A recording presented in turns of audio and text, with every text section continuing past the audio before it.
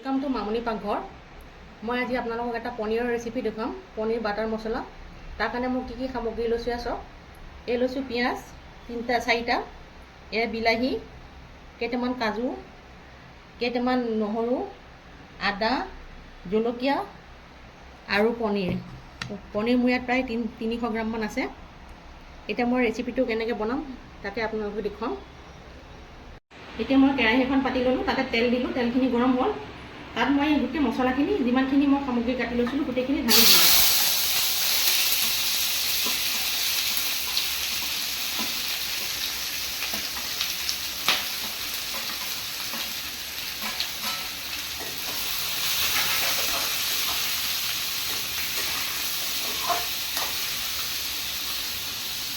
এইখিনি অলপ সময় ভাজি ল'ব লাগিব। ভাজি থাকোঁতে অকণমান নিমখ দিব লাগিব।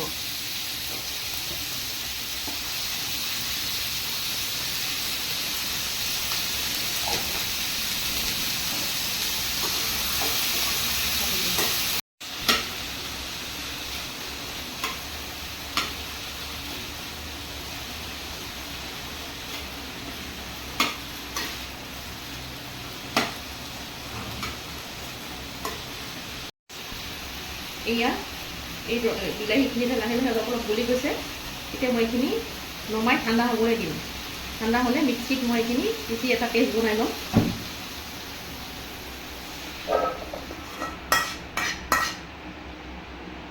গোটেই সামগ্ৰীখিনি মই এইটো এটা পেষ্ট বনাই ল'লোঁ। ইফালে ইতিমধ্যে মই এখন কেৰাহীখন গেছত কেৰাহীখন উঠাই দিছোঁ, গৰম হ'বলৈ দিলোঁ, তেল দিলোঁ। তেলখিনি গৰম হ'ল তাত মই এই সামগ্ৰীখিনি ঢালি দিম গোটেইখিনি।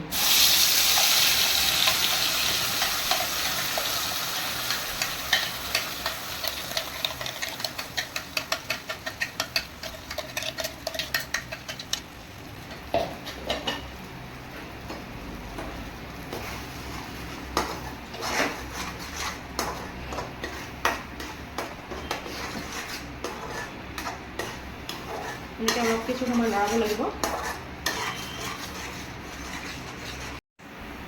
এয়া মছলাখিনি আধা ভজা হৈ গ'ল। এতিয়া মই ইয়াত কিছুমান মছলা এড কৰিম। ইয়াত ধনিয়া গুড়ি 1 চামুচ,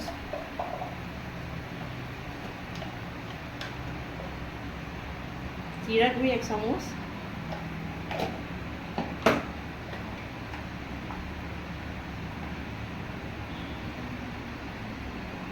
কাশ্মীৰী মিক্স 1 চামুচ,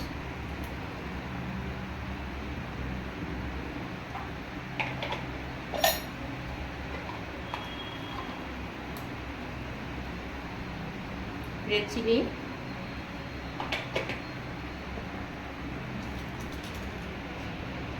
গৰম মশলা,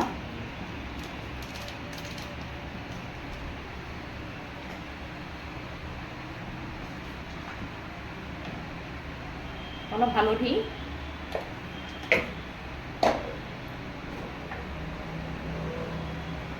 আন্দাজ মতে নিমখ আৰু অলপ চেনি।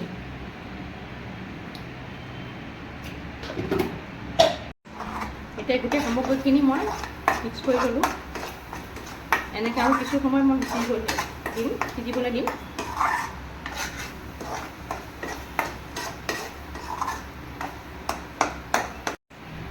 এয়া মছলাটো ইতিমধ্যে বজা হৈ গৈছে। এই চাইডে তেল বিৰিঙি আহিছে।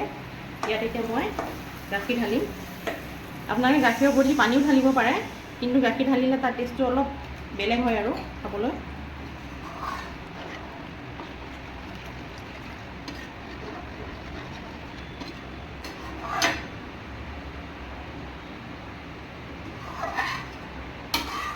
এতিয়া এইখিনি মই অকণমান উতলিবলৈ দিম আকৌ।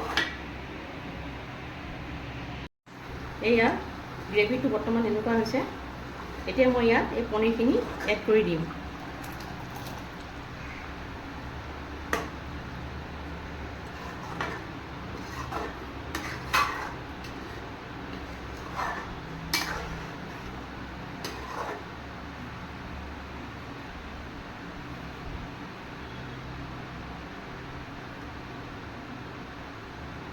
আকৌ কিছু সময় উতলিবলৈ দিম এনেকৈ। এই মোৰ গ্ৰেভিটো উতলি আছে। এতিয়া মই ইয়াত বাটাৰ দিম,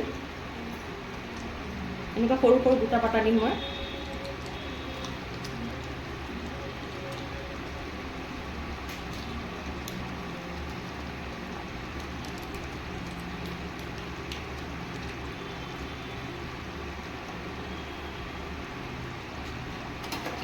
বাটাৰ দি অলপ সময় এনেকৈ লৰাই পেলাই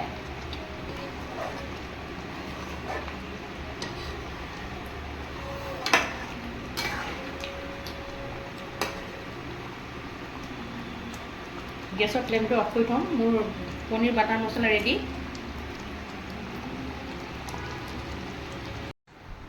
এয়া মোৰ পনীৰ বাটাৰ মছলা। আপোনালোকে এবাৰ বনাই খাবচোন ৰেচিপিটো, খুব টেষ্টি হয় খাবলৈ আৰু বনাবলৈও খুব সহজ।